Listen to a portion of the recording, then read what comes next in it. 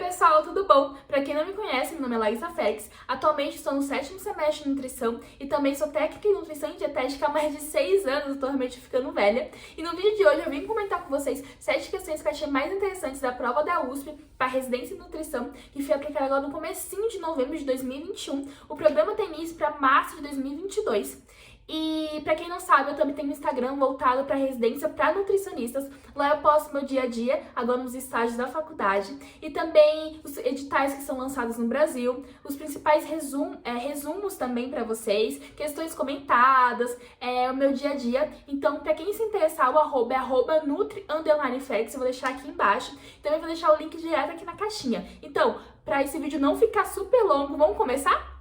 E agora, mudando aqui um pouco de câmera de cenário indo para o computador. A primeira questão que a gente vai comentar é a 17, que começa assim, no enunciado. De acordo com as DRIs, a faixa de distribuição aceitável de carboidratos para mulheres é de 45% a 65% do valor energético total, ou VET. Considerando uma mulher de 35 anos de idade, com necessidade energética diária de 2.000 calorias, assinale a alternativa que corresponde à adequada faixa de ingestão diária de carboidratos recomendada. Quantidade diária de carboidratos. Então, deixa eu pegar aqui, deixa eu aqui o tablet, porque quando eu vou gravar, meu rostinho fica na frente do enunciado. Faixa de quantidade diária. Quantidade diária é o quê? É calorias? Não, é gramas. Então, nessa questão, como que tá a pegadinha dela? A pegadinha dela tá aí. Você vai calcular, fazer aquele cálculo bonitinho que eu já aprendi em dietética. 2.000 é 100, 45% é X, e multiplica tudo, divide por 100 e vai chegar aqui. Chegar o quê? A quantidade de calorias. Depois disso, a gente tem que dividir ainda por 4. E aí a gente vai chegar na questão correta, na alternativa correta dessa questão. Então, aqui, fazendo a resolução, a gente tem que fazer em 2 passos. O primeiro passo, a gente vai pegar os 45, multiplicar por 2.000 e dividir por 100. Eu vou fazer aqui direto, mas é regrinha de 3, pessoal. Deixa eu colocar aqui só para dividir. 45 vezes 2.000. Assim, a minha letra nesse aqui tá ótima, então vai ser letra de criança, dividido por 100. Eu já fiz a continha para adiantar, mas caso, vou fazer aqui com vocês também. Você pode cortar aqui, 45 vezes 20, 900. Aqui é 900 o quê? Gramas? Não, é 900 calorias. Está calculando caloria. Esses 2.000 são 2.000 calorias. Então, aqui é calorias. Nossa, minha coordenação motora está ótima. E o segundo que eles falam é 65%, né? Mesma coisa. 65 vezes 2.000 dividido por 100. Esses aí aqui foi a mais. Dividido por 100. Corta. 65 vezes 20. Se eu não me engano, é 1.320. Vamos lá. Vamos fazer aqui juntos no celular. Porque, né, a gente é de nutricionista, não exatas. Apesar que tem muito exatas, mas, né, o santo de barro. 65 vezes 20. Aqui mesmo, ó. 1.300. 1.300. 1.300 gramas? Não, 1.300 calorias de carboidratos nessa dieta. Tá lá, e você falou das gramas e tal. Como a gente acha as gramas? Dividindo pela quantidade de calorias que 1 grama de carboidrato tem. Lembrando, 1 grama de carbo tem quantas? 4 calorias. Então, para você saber quantas gramas de carbo dá 900 calorias ou 1.300, tem que dividir por 4. Isso é regra. Você faz a mesma regra com as proteínas, dividindo por 4 com as proteínas. E com os lipídios, você divide com 9 com os lipídios. Porque 1 grama de lipídios tem 9 calorias. Então, aqui dividindo por 4, o 900 dividindo por 4, vamos fazer aqui na nossa supercalculadora. Quem é mais rápido aí que eu? Vamos lá. Meu Deus do céu. 225 aqui em cima. E 1.300 dividido por 4. Vamos ver. 325. Então, embaixo, a gente tem um total de 220 gramas de carboidrato. Consigo fazer aqui bonitinho? 225 gramas. E embaixo, a gente tem 325 gramas de carbo. Então, o que dessa questão de dietética, gente, me perdoa, tá muito feio, mas é difícil escrever por aqui. Então, o que tá nessa questão? Vamos passar aqui para a próxima slide para vocês verem quais são as alternativas que eles colocaram. De 900 a 1.300 gramas, lembra? É 900 a 1.300 calorias. Então, aqui tá errado aqui, ó. Deixa eu trocar de caneta para ficar mais evidenciado. Então, tchau. 45 a 65 gramas, eles vão fazer meio que uma alusão a 45 e 75%. Então, algumas pessoas que não prestam muita atenção acham que aquilo é a quantidade que tem. Não, não é. Então, a B também está errada. A de baixo, de 40 a 100 gramas, também não, a gente fez a conta. Essa aqui, ó, D, como a gente fez a conta, de 225 a 325 gramas. Então, é assim, pessoal, você tem que fazer o cálculo, ver a quantidade de calorias que tem dentro do VET determinado pela questão, e se eles pedem quantidade de certo nutriente, seja calorias, quer dizer, seja proteínas, carboidratos ou lipídios, você divide pela continha. Proteínas e carboidratos divide por 4, e lipídios você divide por 9. Vamos para a próxima questão? A próxima questão é a 19.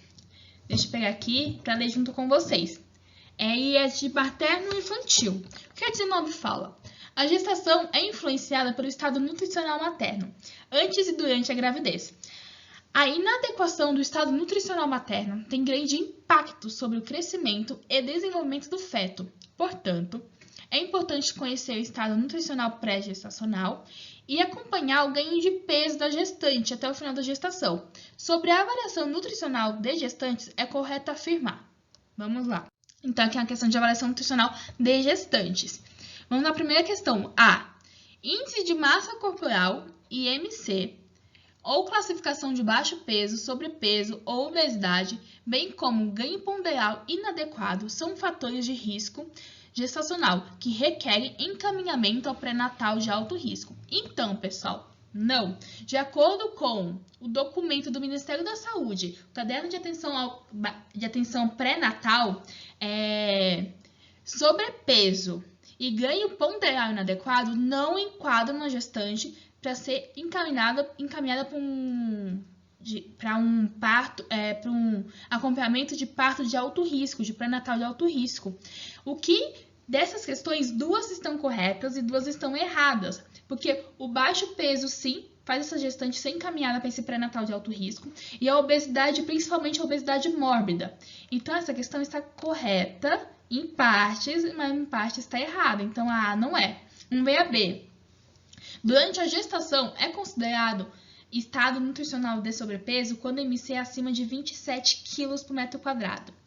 Então, pessoal, como a gente vê o IMC de uma grávida? A partir da curva de Atala. A curva de Atala é uma curva que foi desenvolvida que pega o IMC gestacional da pessoa ali no momento e compara com a sua semana gestacional. Então, no comecinho da gravidez, vamos dizer que eu estou grávida, e na 12ª semana eu estou com um IMC de 27 quilos por metro quadrado. Eu sou considerada uma grávida de sobrepeso. Só que se eu estiver na 36ª semana, a partir da 36ª, 7ª, 8ª, se der 27 quilos por metro quadrado, eu sou uma grávida eutrófica. Então, tudo depende da semana gestacional. Então, se uma questão não trazer a semana gestacional e a curva de Atala, para você ter uma ideia, então essa questão sempre está errada. Você não pode falar, tanto que não tem aquela classificação como tem para pessoas que não estão grávidas, adultos, que de 18,5 para baixo é baixo peso, 18,5 a 24,9 é eutrófico e assim por diante. Para gestante, sempre tem que ver a semana gestacional. Então, a B está errada. Vamos para C. Gestantes obesas em IMC inicial de menos 30 kg por metro quadrado deverão ganhar, no máximo, 5 kg antes de toda a gestação. Então, não. Tem um documento da Abeso que fala sobre... Eu tô aqui com ele para uma colinha. O nome do documento é Ganho de Peso da Gestação. Inclusive, está no meu Drive, que está lá no meu Instagram, um link, que são de todos os documentos que tem, principais que caem nas residências. E ele tá lá bonitinho, upado já para vocês. Então, não. Gestantes com IMC inicial de 30 kg por metro quadrado são gestantes consideradas obesas. E gestantes obesas, o peso delas recomendado é de 5 a 9 quilos durante todo o período gestacional, né? Então, a quantidade de peso que a pessoa deve ganhar, que é recomendado durante a gestação, depende do seu IMC inicial pré-gestacional, pré-concepcional. Então, aqui eu tô com uma colinha, vou ler para vocês. Gestantes de baixo peso, no primeiro trimestre, deve ganhar de 2,3 quilos, até 2,3 quilos, até a 12ª semana. E meio quilo a cada semana até o final da gestação, no segundo e terceiro trimestre. Gestantes que são eutróficas devem ganhar 1,6 quilos no primeiro trimestre e até 400 gramas durante toda a semana no segundo e terceiro trimestre, totalizando de 11 a 16 quilos. As baixo peso totalizam no total da gestação, que é recomendado, de 12 a 18 quilos. Sobrepeso, as gestantes devem ganhar no começo da gravidez, no primeiro trimestre, até 900 gramas. E durante a gestação, de mais ou menos 300 gramas por semana, totalizando um peso total de 7 a 11,5 kg. Já gestantes obesas, no começo da gravidez, eu falo faculdade, no começo da gravidez, não é recomendado que elas ganhem peso e nem que elas percam. Isso eu vou falar para vocês na próxima questão que fala um pouco disso.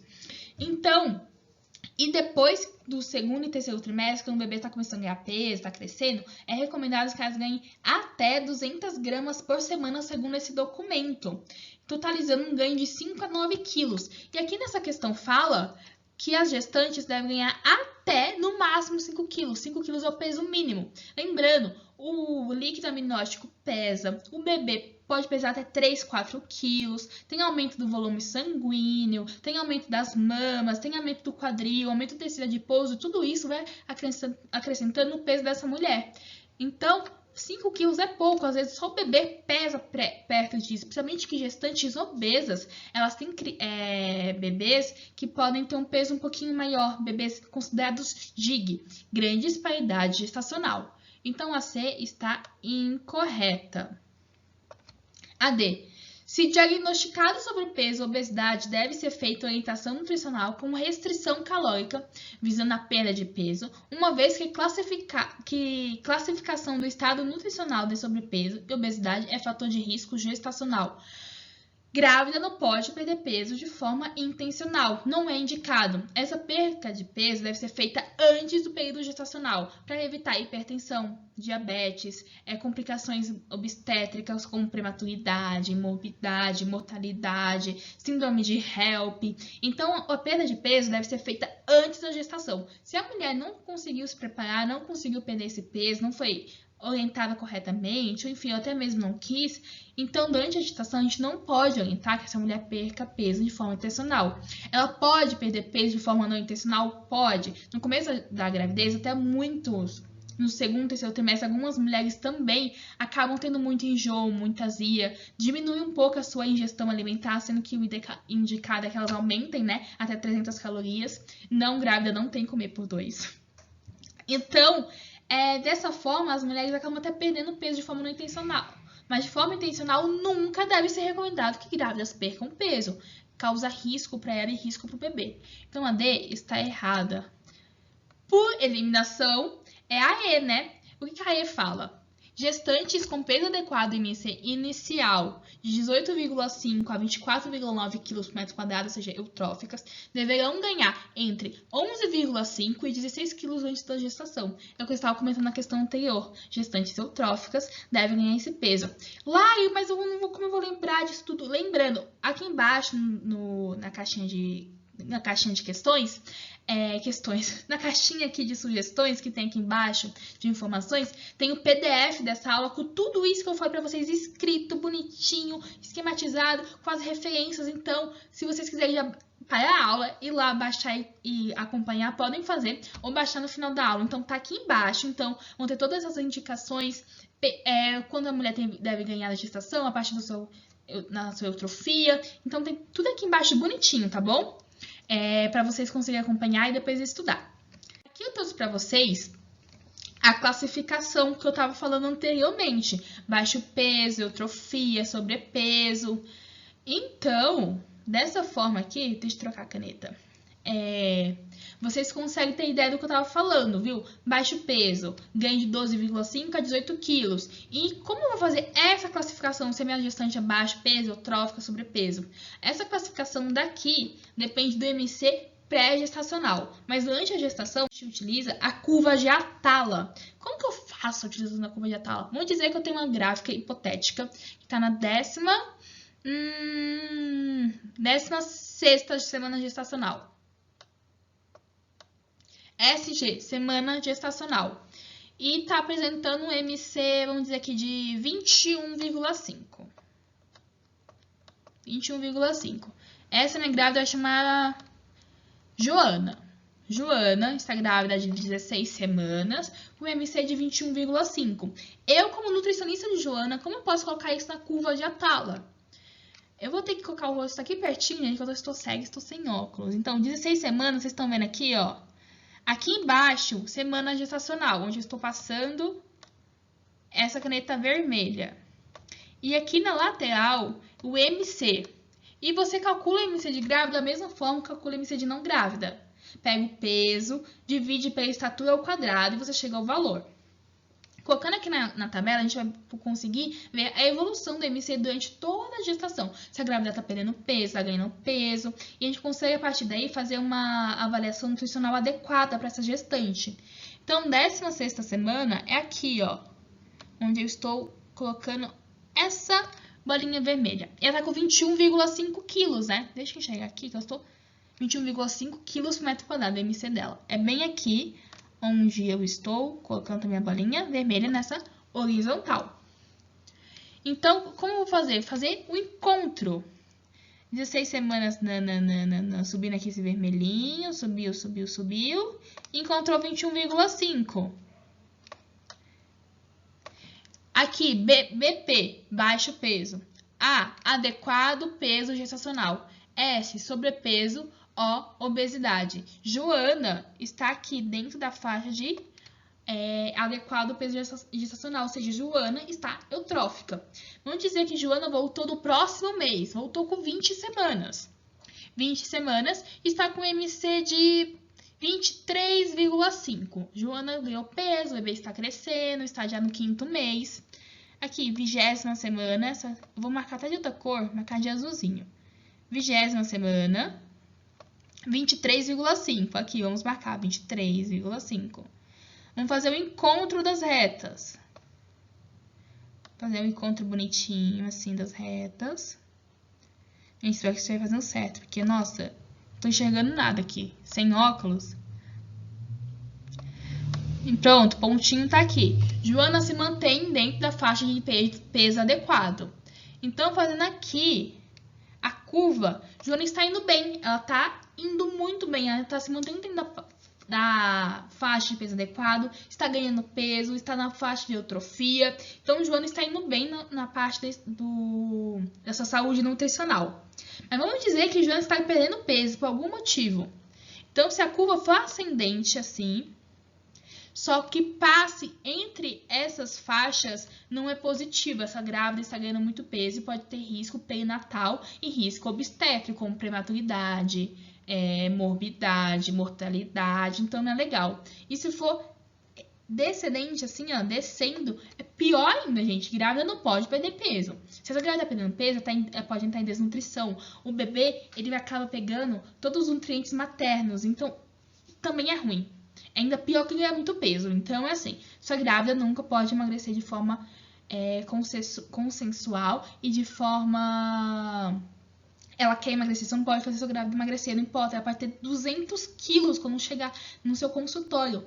Essa grávida tem que manter dentro da faixa de peso adequada. Ela tem que ganhar peso porque o bebezinho dela está crescendo. Então, usar cor vegetal não é difícil. Quem for trabalhar com gravidez, com materno infantil, isso aqui vai ser fichinha. E também tem alguns aplicativos que fazem, né? Todo esse consumo, toda essa tabela bonitinha, mas às vezes a gente vai trabalhar no SUS, trabalhar residência, no caso, né? Você trabalha em postinho de saúde, em hospital, no ambulatório, então vocês acabam utilizando dessa forma, assim, no papelzinho, porque vem na carteirinha de gestante. Vamos para a próxima questão. Tomar um pouquinho de água, servidas, a boca tá seca. Também fala demais, né? A 22. Segundo o protocolo do Sistema de Vigilância Alimentar e Nutricional SISVAN sobre a avaliação nutricional de indivíduos com idade entre 10 e 20 anos incompletos, é correto afirmar. Vamos ver. Afirmam. A. Os critérios para a avaliação do lipidograma, exame que avalia as diferentes frações de colesterol e os triacilgliceróis no sangue, são os mesmos adotados para adultos. Essa é a questão correta, tá? Vamos ver por que as outras estão erradas. A classificação da pressão arterial é a mesma adotada para adultos. Não. Adolescentes têm uma tabela específica que eles fazem a medição da pressão arterial e colocam nessa tabela. E a tabela ela é a partir por idade e quanto essa criança é adulto. Eu coloquei no próximo slide para vocês terem uma ideia. Então, não é a mesma classificação adotada para adultos. Depende da idade desse adolescente. Então, a B está errada. Pega a caneta vermelha. B errada. A C. Glicemia em jejum de 92 mg por decilitro indica hiperglicemia. Glicemia é a mesma utilizada para adultos. Então, hiperglicemia é entre 110 a 125 mg por decilitro de sangue quando você vai fazer aquele exame de glicemia de jejum, né? Que você tira o sangue e tal, depois de 12 horas sem ingerir nada além de água, enfim. Então, é a mesma classificação utilizada para adultos, não tem a classificação diferente. Se tiver 92 mg por decilitro, essa pessoa está com normal, não está nem com hiperglicemia, nem com diabetes. Então, a C está incorreta. A D. O índice de massa corporal IMC de 18,5 indica a classificação de estado nutricional de baixo peso. Adolescentes não utilizam IMC dessa forma para fazer classificação de baixo peso e estado nutricional. Adolescente usa score Z principalmente e percentil, como acontece com as crianças. Então, IMC 18,5, aquela tabelinha que a gente conhece normalmente, é para adultos. Crianças usam score Z e percentil. E a E. Nessa fase da vida, não há mais suscetibilidade à ocorrência de anemia. Portanto, não há necessidade de atenção aos valores de hemoglobina. Não, adolescentes é a mesma coisa que crianças. Eles são grupos de risco para anemia, porque eles estão crescendo. Muitas vezes eles começam a se alimentar mal, deixam de comer alimentos que são fonte de ferro, como os vegetais, carne, ou começam a comer alimentos muito industrializados. E as meninas têm o momento da menarca, as meninas menstruam pela primeira vez, tem a perda de sangue, também podem engravidar nesse período. Então, grávidas e adolescentes é um grupo altíssimo de risco para anemia ferropriva. Então, sim, a gente tem que fazer o controle e a rastreabilidade desses adolescentes de desenvolvimento de anemia. Então, a A, sim, a quantidade de colesterol, triglicerol, esse nome que eles colocaram, lipidograma, é maravilhoso. Trava-língua, né? Então, a A nessa questão aqui está correta. Agora, indo para a próxima questão, aqui, como eu falei para vocês antes disso, coloquei aqui para vocês mostrar como que acontece. Vamos dizer, uma criança de 12 a 13 anos. Aqui eles mostram a sistólica máxima, a sistólica mínima, a diastólica e como que esse adolescente deve ficar dentro das faixas indicadas. Se estiver abaixo disso, hipotensão, e acima dessa faixa indicada, hipertensão. Então, diferentemente dos adultos, que tem aquelas faixinhas de 18, eu tô com o MC na cabeça, 9 por 10, 9 por 12, 9 por 11. Adolescente diferente, tem essa tabelinha específica, tá? Agora, a próxima questão da prova, a questão 24, que fala sobre diabetes. Essa questão é uma questão, assim, ela é fácil, mas você tem que prestar atenção nela. Pacientes com diabetes mellitus, especialmente em quadros de hiperglicemia, precisam calcular o bolos de correção para estabelecer a dose de insulina necessária a ser aplicada antes da refeição. Para a adequação da glicemia, bolos de correção é o cálculo que considera qual quantidade de insulina rápida ou ultra rápida é necessária para alcançar a meta terapêutica desejada. O fator sensibilidade representa o quanto uma unidade de insulina rápida ou ultra rápida reduz em miligramas por decilitro a glicemia de um indivíduo. O bolo de correção pode ser calculado através da fórmula. Eles dão aqui a fórmula: glicemia atual, a pessoa está com 400, 500 de glicemia, menos a meta glicêmica pré-prandial. A meta que a gente tem é 100 miligramas. Nesse caso, eles estão considerando 100 miligramas nessa questão. Então, fator sensibilidade. Considere um indivíduo que tem como prescrição fator de sensibilidade, ou seja, uma insulina que tem de 50, e a sua meta pré-prandial seja de 100 miligramas por decilitro. Normalmente, essa é a meta de todo mundo, tá, pessoal? E aqui eles continuam. Em uma refeição em que ele apresenta, por exemplo, uma glicemia pré-prandial de 300 miligramas, quantas unidades de insulina ultra rápida serão necessárias para a correção da hiperglicemia? Vamos de continhas? Primeiro que você tem que fazer, usar aquela fórmula que eles indicam. Ele tá, qual que é a meta? Quanto que ele está no momento? 300. Que é fácil, né? A meta dele, 100. 300 menos 100, 200. Preciso nem da minha calculadora, hein? Isso aqui a Nutri consegue, a futura Nutri. 200. Aí eles falam, fator sensibilidade é de 50. A gente vai pegar esse valor e vai dividir por 50. Sempre que falam disso, você tem que dividir por 50 para saber quantas ampolas vão ser necessárias. Dividir por 50. E 200 dividido por 50, de corta a corta, né? Porque é matemática. 20 dividido por 5 dá 4. Dessa forma, esse paciente viu como é fácil, mas tem que pegar a manha, tem que dividir por um, dividir por outro. Então, desse jeito, o paciente precisa o quê? De 4 unidades dessa insulina. Vou colocar em vermelhinho para ficar mais acentuado. 4 unidades dessa insulina específica que ele está utilizando. Então, glicemia atual, 300. Metaglicêmica, 100. Depois, aí faz a continha, 200. E você divide pelo fator de sensibilidade, que é o quê? 50, dando assim 4 unidades. Essa foi fácil, pessoal, só tem que prestar atenção. E agora a 33. A 33 fala sobre a saúde cardioprotetora no Brasil. Para apoiar o cuidado com a saúde cardiovascular, a alimentação cardioprotetora brasileira classifica os alimentos em 4 cores distintas. Eles pedem esse documento na bibliografia, viu, pessoal? Então, esse documento tem que estar estudadinho. Eu me perdi aqui. De acordo com suas características e composição nutricional. São alimentos classificados como verde, amarelo, azul e vermelho, respectivamente. Vamos entender a classificação. Os alimentos azuis que eles falam, os alimentos verdes, eles utilizam, na verdade, a bandeira do Brasil.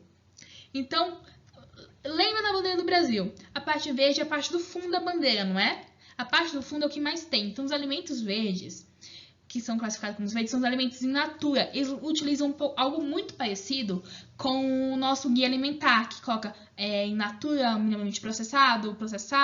Então, os alimentos verdes têm que ser base da alimentação. Eles são ricos em vitaminas, minerais, todos os compostos que ajudam o coração, ajudam a saúde vascular, anti-inflamatórios, antioxidantes. Então, são os alimentos o quê? Naturais, in natura. São os alimentos que a gente tem na natureza, que a gente passa processado, não é industrializado.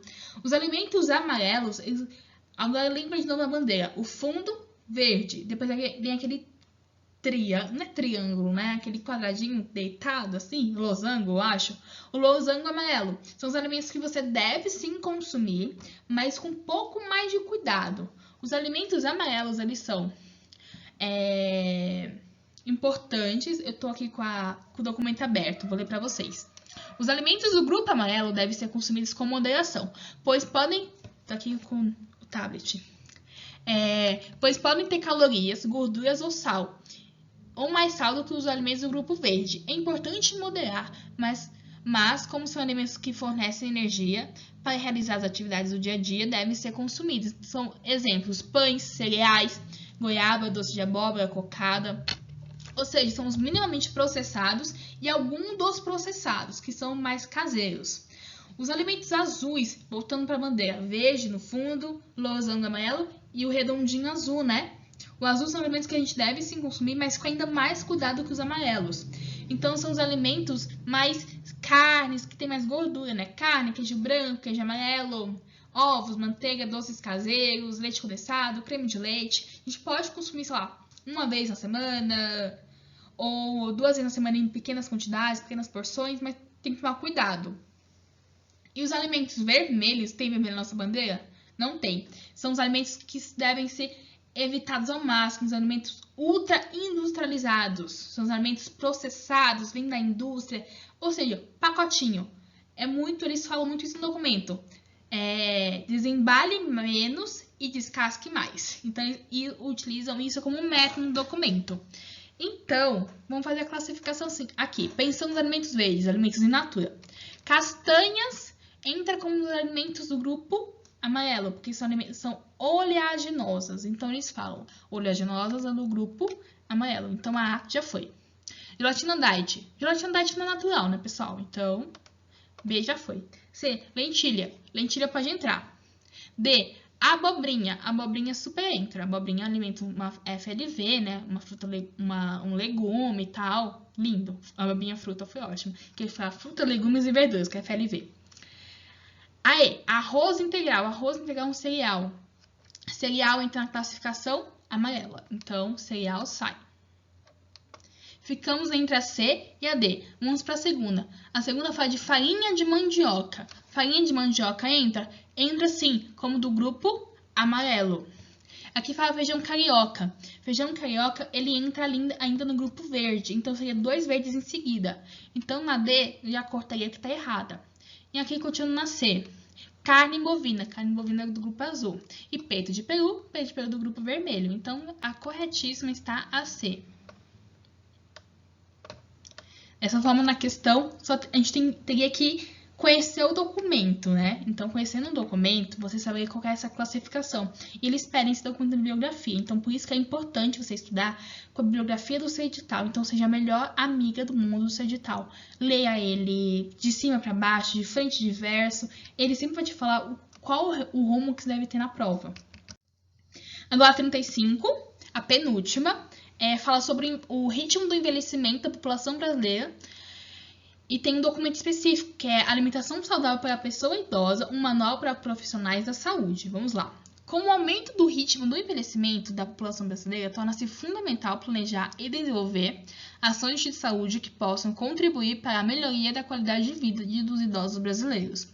De acordo com o documento, Alimentação Saudável para a Pessoa Idosa, um manual para profissionais da saúde, que a ação pode contribuir para a autonomia alimentar da pessoa idosa, que apresenta limitação na coordenação motora e na capacidade visual. Vamos para as questões.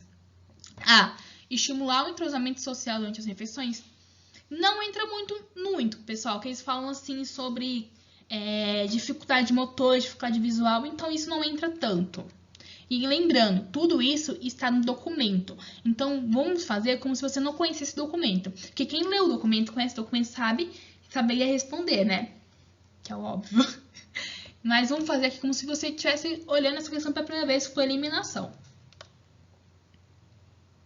B. Promover contraste entre cor da mesa e utensílios. Importante, a pessoa tem dificuldade visual. Então, não vou deixar aquela mesa toda branquinha, não, gente, não ajuda.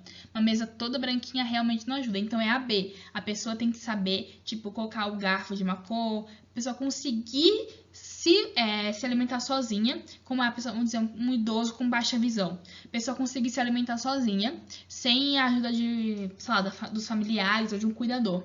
Por que a C não é? Possibilitar a adição de sal e açúcar mesmo para atingir gostos pessoais. Não.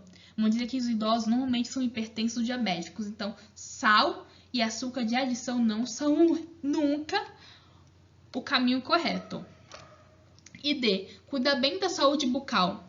Tá, cuidar bem da saúde bucal é importante. Mas entra dentro do contexto dessa questão? Também não. E moer, ralar ou picar alimentos em pedaços menores. Esse idoso ele tem dificuldade visual e motora. Ele não tem dificuldade de deglutir, dentes, falta de dentes, uso de dentadura. Então, isso não tem necessidade. Só teria necessidade de tivesse alguma dificuldade no trato gastrointestinal. Menor motilidade, uso de dentaduras, falta de dentes, dificuldade de deglutir, refluxo. Então, aí sim entraria. Então, aí não. Então, é isso mesmo, promover contraste entre a cor da mesa e utensílios, para que ele possa sozinho pegar. Não tem uma mesa toda branca, uma mesa toda preta, que dificulta um pouco, né? Então é isso, pessoal. Finalizando essa aula, lembrando, todas as referências utilizadas na construção desses comentários estão aqui no PDF da aula, que tem inclusive essas questões aqui comentadas lá bonitinho para vocês estudarem. E caso vocês queiram ter acesso a mais questões, eu tenho um e-book gratuito de 70 questões atualizadas de residência de nutrição e comentadas. O link vocês têm acesso na bio do meu Instagram e o link do Instagram está aqui embaixo. Caso vocês tenham gostado, deixa aquele like maroto pra mim. Também se inscrevam aqui no canal para ter acesso a mais conteúdos. Eu faço e posto vídeos semanalmente de terças e quinta-feiras. Quando eu não consigo postar, eu aviso lá no Instagram. E também vão lá no meu Instagram, me sigam, caso vocês gostem do conteúdo. Lá tem conteúdo diariamente, também tem stories diariamente, tem todo o meu dia, como eu falei pra vocês. Tem um conteúdo bem legal pra quem pretende prestar residência, pretende ser R1 daqui, depois quando se formar. E compartilhe com seus amigos também que queiram fazer residência, talvez queiram até inclusive fazer residência da USP. Entender um pouquinho como que a prova é arquitetada, a prova é feita. E é isso. Muito obrigada a todos que chegaram até o final. Fiquem bem. E qualquer coisa, comenta aqui, vão lá na DM no meu Instagram que a gente vai conversando, tá bom? Até o próximo vídeo. É isso, pessoal.